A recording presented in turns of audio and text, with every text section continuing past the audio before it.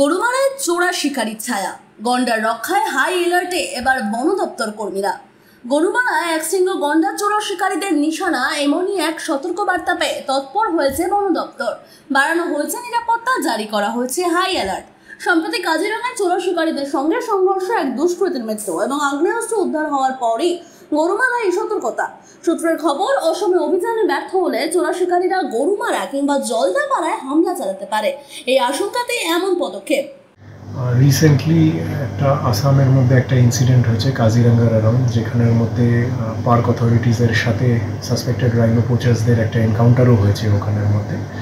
তো এই পরিপ্রেক্ষিতে আরও অনেকগুলো ইন্টেলিজেন্স ইনপুটস আছে আমাদের কাছে। তো এটার পরিপ্রেক্ষিতে আমরা আমাদের প্রোটেকশনটাকে বুস্ট করে দিয়েছি এরিয়াটার মধ্যে। এটা পুলিশ অ্যাডমিনিস্ট্রেশনের সাথে যৌথভাবে হচ্ছে এই লং রেঞ্জ পেট্রোলিংটা। বিশেষ নজর রাখা হচ্ছে গরুমারা জিরোবাদ এবং রামশাহীর চর অঞ্চলে। বন দপ্তরের তথ্য অনুযায়ী 2017 সালে এখান দিয়ে এসেছিল গন্ডার হত্যাকারীরা।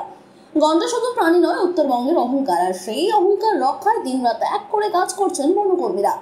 এখন স্থানীয়রা সহযোগিতায় হতে পারে এই লড়াইয়ের সবচেয়ে বড় অস্ত্র। Bureau report, sky news Bangla.